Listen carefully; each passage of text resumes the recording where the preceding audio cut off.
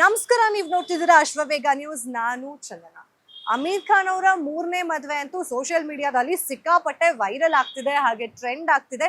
ಒಂದಷ್ಟು ಚರ್ಚೆಗಳಿಗೂ ಕೂಡ ಕಾರಣ ಆಗ್ತಿದೆ. ಏನಪ್ಪ ಆ ಚರ್ಚೆ, ಯಾಕಿಷ್ಟು ವೈರಲ್ ಆಗ್ತಿದೆ ಅಂತ ಹೇಳಿದ್ರೆ, ಅಮೀರ್ ಖಾನ್ ಅವರೇನು ಯಾರು ಮಾಡದೇ ಇರೋ ತಪ್ಪು ಮಾಡಿಲ್ವಲ್ಲ ಅಂತ ಕೂಡ ಒಂದಷ್ಟು ವಿಷಯಗಳು ಕೇಳಿ ಬರ್ತಿದೆ. ಏನಪ್ಪ ವಿಷಯ ಅಂತ ಹೇಳಿದ್ರೆ, ಅಮೀರ್ ಖಾನ್ ಮದುವೆ ಆಗಿರುವಂತಹ 3 ಜನ ಹೆಣ್ಮಕ್ಳೇನಿದ್ದಾರೆ, ಅವ್ರ 3 ಜನ ಹಿಂದೂಗಳೇ. ಯಾಕೆ ಅಮೀರ್ ಖಾನ್ಗೆ ಮುಸ್ಲಿಮರ ಮೇಲೆ ಲವ್ ಆಗ್ಲಿಲ್ವಾ ಅಂತ ಹೇಳಿ ಒಂದಷ್ಟು ಚರ್ಚೆಗಳು ನಡೀತಿದೆ. ಯಾಕಂದ್ರೆ ಮೊದಲನೇ ಹೆಂಡತಿ ಹೆಸರು ರೀನಾ ದತ್ತ. ಆಗ ಅವ್ರಿಗೆ 19 ವರ್ಷ ಇತ್ತು, ಇವ್ರಿಗೆ 21 ವರ್ಷ ಇತ್ತು. ಅದಾದ್ಮೇಲೆ ಅವರಿಗೆ ತಲಾಖನ್ನ ನೀಡಿ, ಅಂದ್ರೆ ಡಿವೋರ್ಸ್ ಕೊಟ್ಟಾದ್ಮೇಲೆ ಅವರು ಕಿರಣ್ ರಾವ್ ಅವ್ರನ್ನ ಮದ್ವೆ ಆಗ್ತಾರೆ.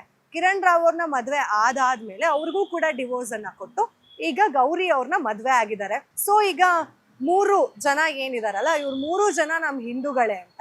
ಅಂಡ್ ಇನ್ನು ಬಿಜೆಪಿ ನಾಯಕಿ ನಜಿಯಾ ಇಲಾಹಿ ಖಾನ್ ಏನಪ್ಪ ಹೇಳಿಕೆಯನ್ನು ಕೊಟ್ಟಿದ್ದಾರೆ ಅಂತ ಹೇಳಿದ್ರೆ, ಅಮೀರ್ ಖಾನ್ ಮದುವೆ ಆಗಿರುವಂತಹ 3 ಜನ ಕೂಡ ಹೆಣ್ಮಕ್ಳು ಹಿಂದೂ ಅವರೇನೆ. ಅವ್ರ ಜೊತೆ ಮದುವೆ ಆಗ್ತಾರೆ, ಒಂದು ಮಗುವನ್ನ ಮಾಡ್ಕೊಳ್ತಾರೆ, ಆಮೇಲೆ ಡಿವೋರ್ಸ್ ಅನ್ನ ಕೊಡ್ತಾರೆ.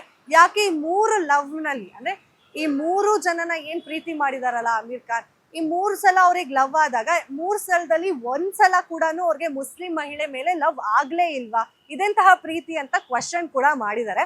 ಅದರ ಜೊತೆಲಿ ಮಗು ಆದ್ಮೇಲೆ ಅವರು ಏನ್ ಡಿವೋರ್ಸ್ ಅನ್ನ ಕೂಡ ಕೊಟ್ಟು ಬಿಡ್ತಾರೆ ಅಂತ ಒಂದು ಹೇಳಿಕೆಯನ್ನ ಕೊಟ್ಟಿದ್ದಾರೆ.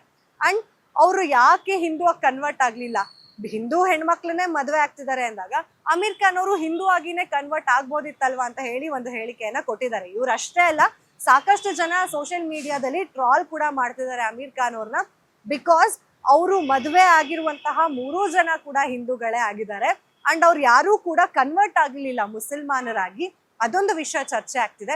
ಹಾಗೆ ಇವರು ಕೂಡ ಕನ್ವರ್ಟ್ ಆಗ್ಲಿಲ್ಲ ಹಿಂದೂ ಆಗಿ.